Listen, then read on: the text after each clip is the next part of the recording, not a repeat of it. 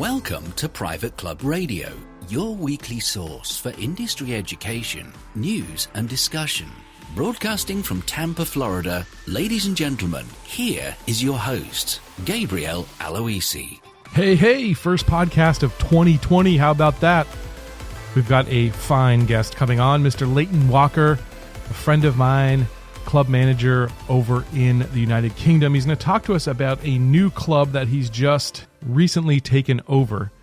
And he's also going to talk to us about his podcast, Golf Club Talk UK, some of the wonderful guests they've had on. He's recapping his first year and a half or so's worth of episodes, and talk to us about some trends that are happening in Europe that you might want to watch out for here back in the United States. Some really good ideas. So here, without further ado, is my interview with Leighton Walker. Enjoy.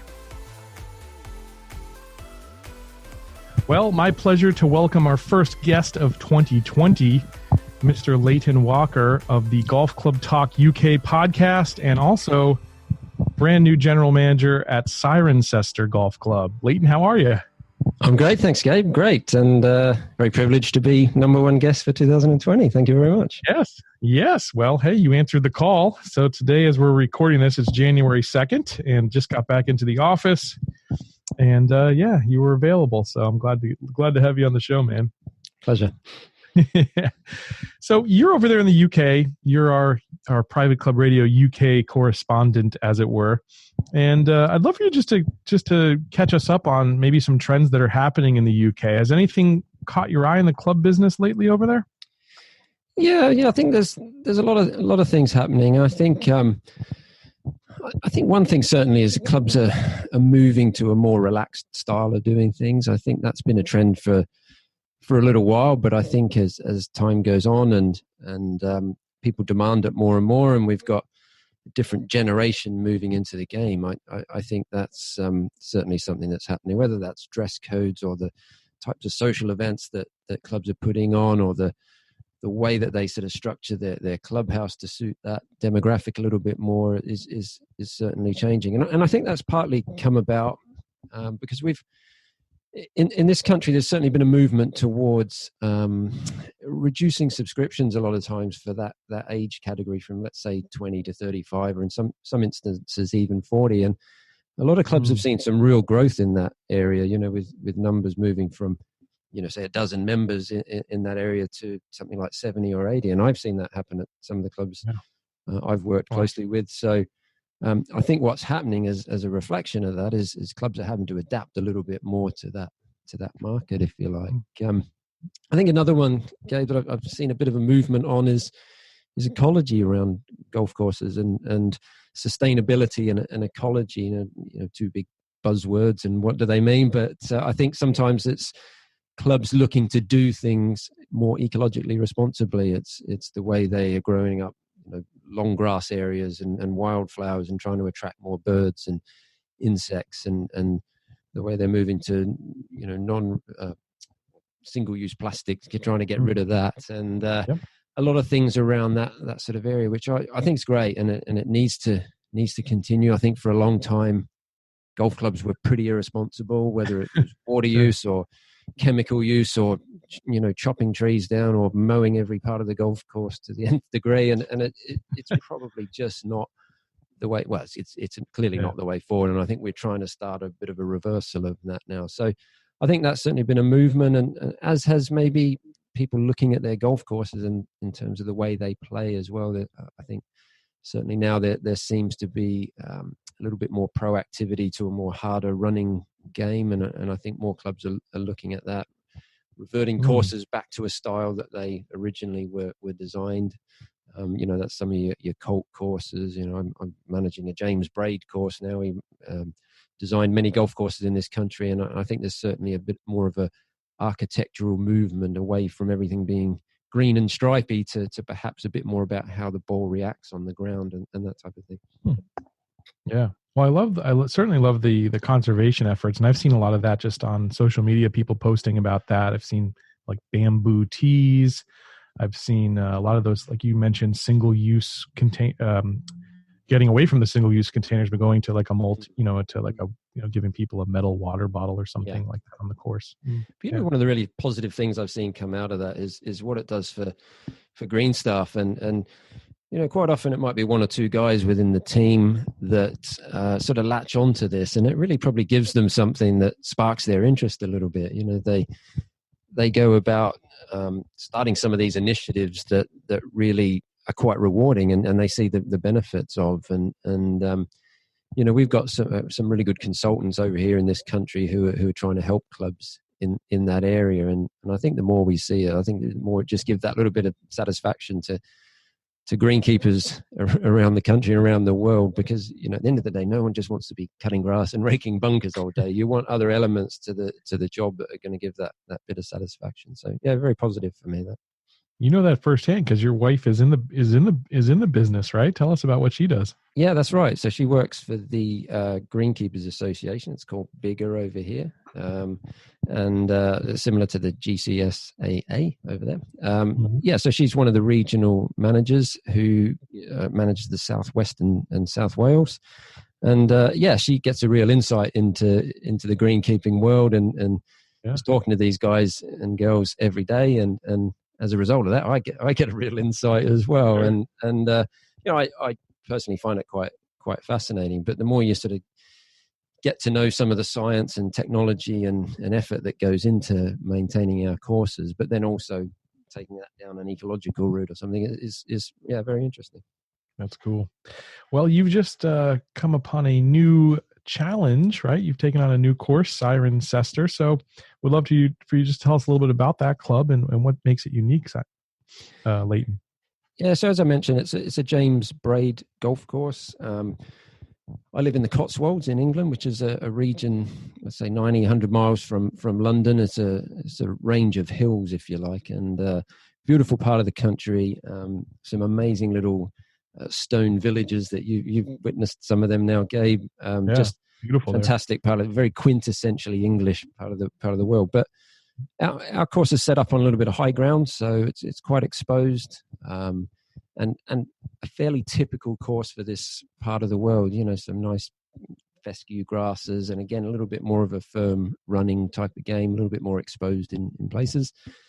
It's a fairly typical golf club over here. We've got around about 650 members, financially pretty stable. Got some really nice facilities. They've worked on practice facilities a lot in the last few years. Cool. That's one thing that a lot of clubs there don't have, right? You sometimes have clubs without even a driving range there. Yeah, that's right. And I think clubs are starting to put a bit more attention into that. And we're lucky we've got a really good sort of short game chipping area, driving range with covered bays and turf area and putting green, etc. So, but yeah, it is something that sometimes are lacking at clubs over here. But yeah, just a really friendly golf club as well. Nice culture about it. And that's one of the things that's really sort of impressed me, that the team sort of really enjoy their roles at the club as well. And that's been great to get to know them. And it's always a pretty full on first few months when you started a club. There's a lot to wrap your head around. And I guess sometimes it comes down to prioritizing some of that into what you think is the right sort of order.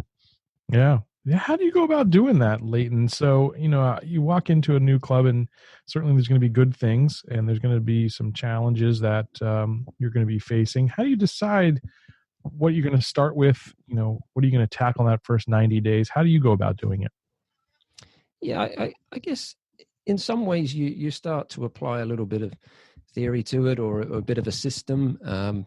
But I guess it's going to be a little bit unique to every golf club you go into. So, for instance, at this club, Cirencester, nothing necessarily is broken. You don't look at anything and say that's in desperate need of attention or repair or whatever it may be. Everything generally is in pretty good shape. So the way I've looked at it is things probably just need that 10 to 20% improvement across the board. So if we can do that through, service or facilities or the golf course or level of food and drink that we're putting out, then I feel, give it a year or two and we could be in a really, really good position. So with that in mind, and nothing seriously broken, it's been very much about trying to work with people and really build that team sort of environment, if you like, but then also a lot of work around processes and getting everything in place so that as we move forward over the next 6 months, we can really launch things, if you like. So, a lot of work on some of our marketing material in terms of getting our sales processes in place and the right people in the right places and good structure. So that's been a heavy focus for probably the last 2 months that I've been there. Quite fortunate, and I've got an assistant manager starting. In fact, his first day was yesterday. Nice. So we're hoping to really move things forward in terms of that member experience and him in terms of the marketing side of things and getting that message out there about the club. I think you said the magic word there, which was processes. And I think there's, in the UK especially, right? You often don't find that at clubs because generally there's a committee or maybe a member, that changes from day to day who's doing tours or who's working with developing those members. So why is process so important to you, and why should other clubs be doing that? Well, I feel like it builds the platform, Gabe. So, without that solid platform there, and that's probably that system that I've been applying when I've moved into different clubs, is you've really got to build that platform so that you can launch from that. I think if you go in and your first thoughts are around how are we going to market this, or how are we going to sell that, or let's go and spend money on that, or capital investment this or that, I think if you get too far ahead of the game on that and you haven't got that platform built, the deck of cards can come crashing down a little bit. So that's kind of my thinking there, is that if we build that platform, get the right people and processes in place, then it gives you that ability to really be able to get stuck into things. Yeah, and consistency is just so important, right? So that when it transfers to the next person, there's already a plan in place for them. They don't have to reinvent the wheel. Yeah, that's right. And then it's not about individuals, is it? If you've got processes and structure in place, then in theory, anyone can come into a role and pick that up, I guess. So plug and play. Yep, absolutely. Very cool. Well, you've got this podcast that you're about to hit, episode 17 or so? Yep, 17. Is that where you're at? Cool. That's exciting. So how's that going? And what are some of the reasons you like doing Golf Club Talk UK?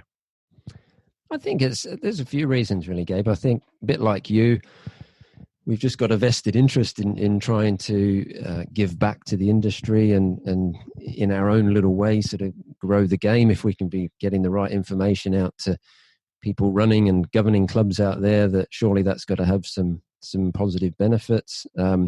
I've got to be honest, I enjoy sitting behind a microphone and listening to experts speak about things. It's one of the joys of doing this, is that I get a personal insight into all this information that quite often, I've walked away from an interview and I've got a few notes sitting on the side that I go and then apply back at my club. So, it's a bit of a learning thing for me as well. I'm still in the game, if you like, and I can certainly pick up a lot from it. But yeah, really, it's just about trying to give a little bit back. I think I got involved with the CMAE here a few years ago, and that sort of drove me on to thinking about how we can educate people out there a little bit better. And as you know, podcasts are a really good way of doing that. I don't think people can always get to seminars for CMAA or CMAE, and sometimes that's difficult to get out of the office for a whole day. But if you can listen to information and absorb your information on your way to work or at the gym or on the train or whatever it may be, I think that's a fantastic use of time and a great way to get that information and answer really. So yeah, quite a few reasons for doing the show, but we love it. Myself and Eddie really enjoy it. We're only doing it monthly over here, as you know, but that soon rolls around each month and you're back on it again. And we love catching up for a chat at the start of the show and just sort of leading into the show. But, there's some thoughts about maybe moving to fortnightly, but we're just going to see how we go with that. We're both pretty busy still, so we don't want to overcommit ourselves at this stage, but we'll wait and see on that one. I love that word, fortnightly. That's a word we never use in the United States. We'd say bi-weekly, but I like fortnightly. That's better. There you go. A bit of UK flavor from an Aussie. Exactly. What was your favorite episode or interview, or give me a couple of your top ones if you can't pick one? Yeah, I had a couple, Gabe. I think one of them was a guy called John Glendenning, who's the CEO at a club called the Wisley, just outside of London in Surrey. And this is one of the most high-end clubs in the country, and is on a different level in some respects, and probably akin to some of the top country clubs that you have in the States there. But just listening to John talk about some of the simple things that they do there, and we were talking about the ecology earlier, and like us up at Cirencester, they make their own honey Cool. at the Wisley, and just lots of different initiatives that they were doing, but also some of the things he talked about with his staff in terms of how he works with his staff and gets the best out of them. And he told a story about how he employed someone from overseas, and he barely spoke any English when he started, and it got to the point where some of the members were actually sort of helping him to learn English, and he's turned out to be one of their best employees. They're just really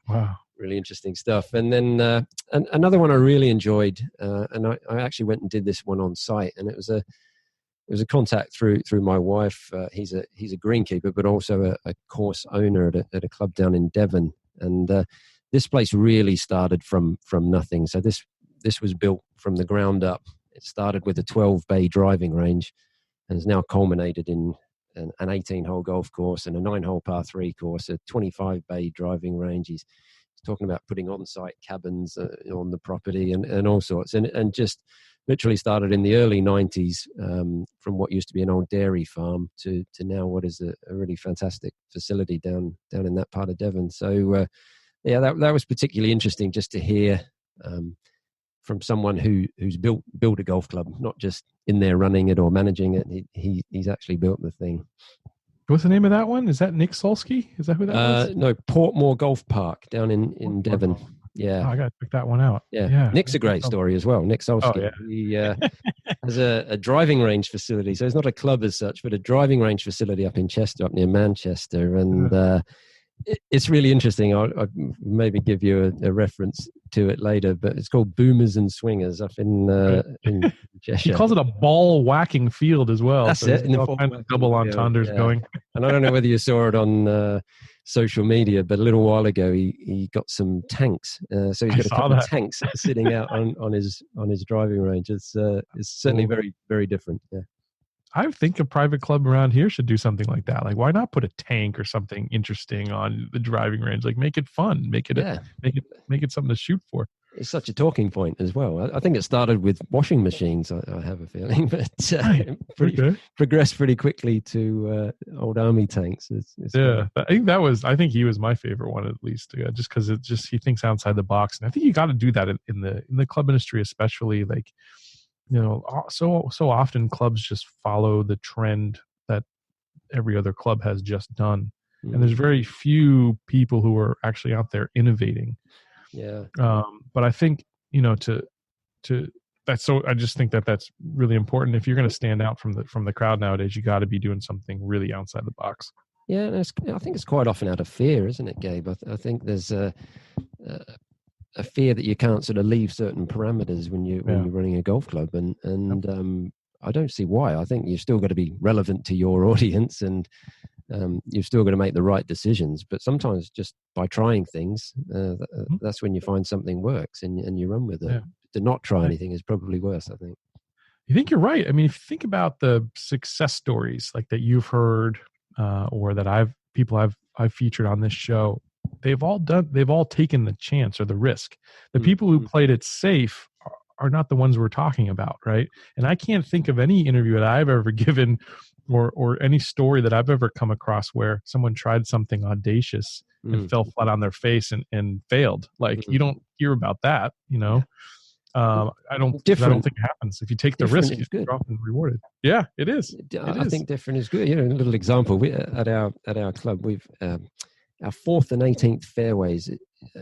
It's actually a shared fairway. So you play the 4th in one direction, the 18th comes back the other way in the same direction.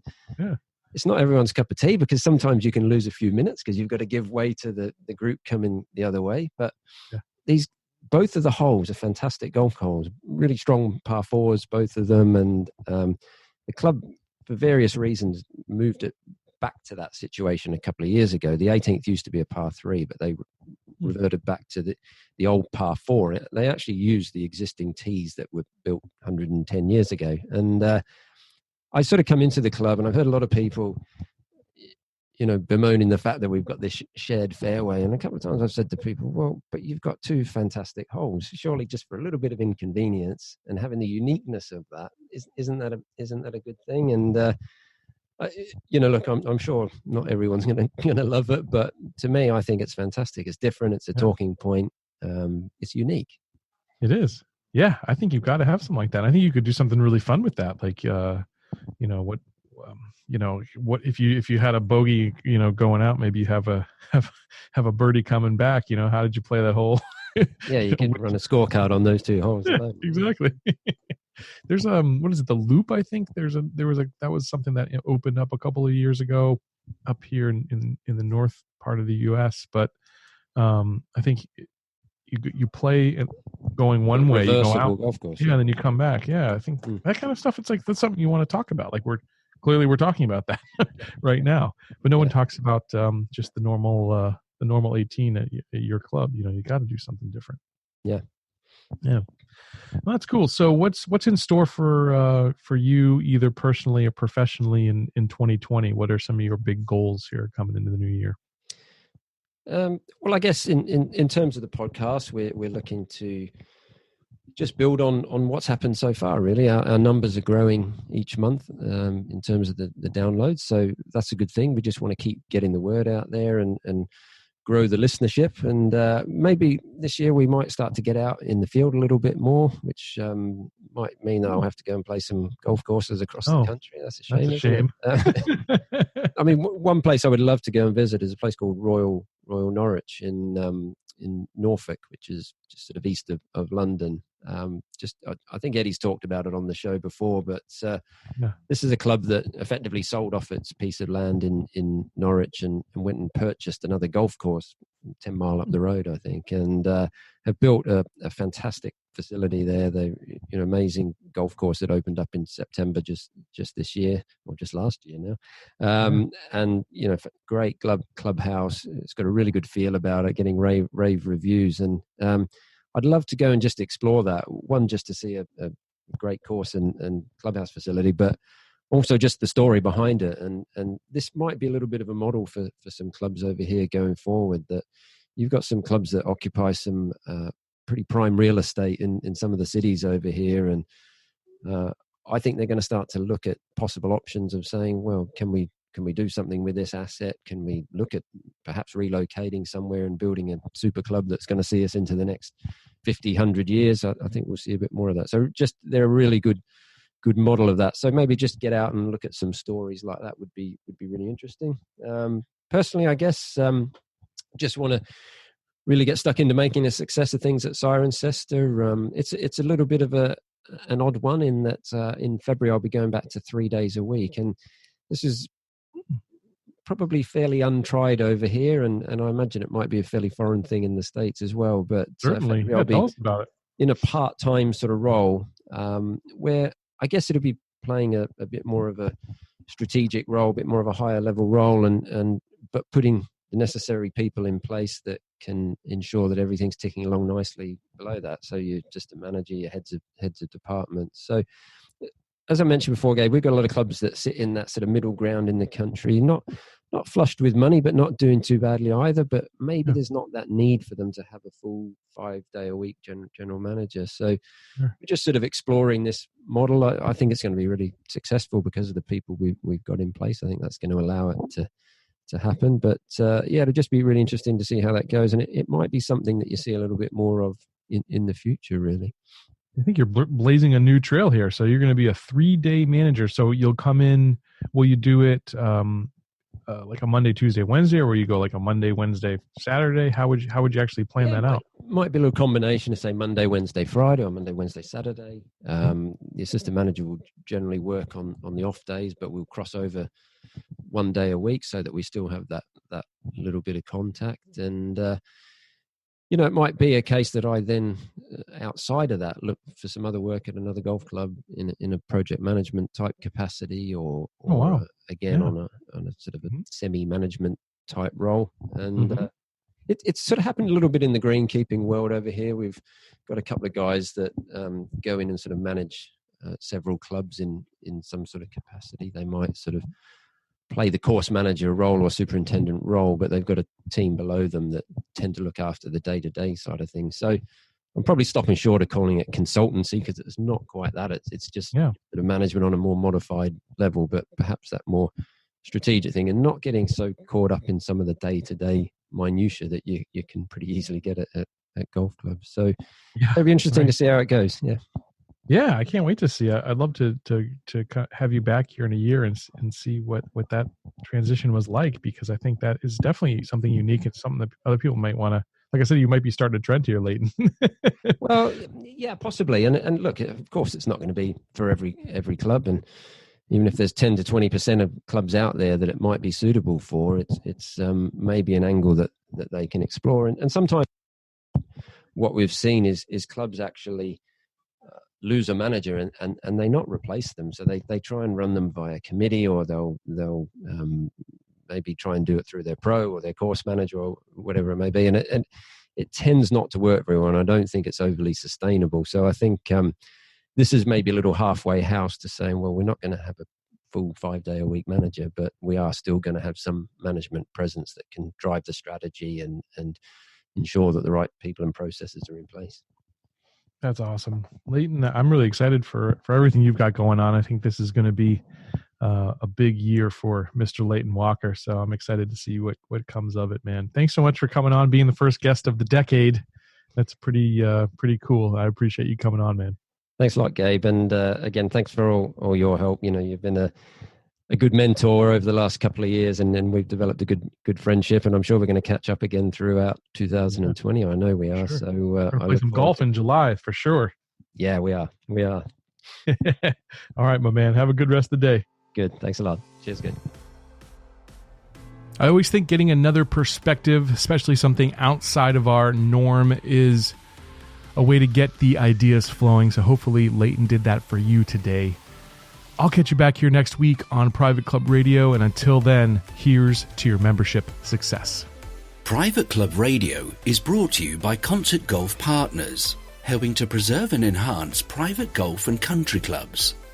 Visit concertgolfpartners.com to learn more about the recapitalization process.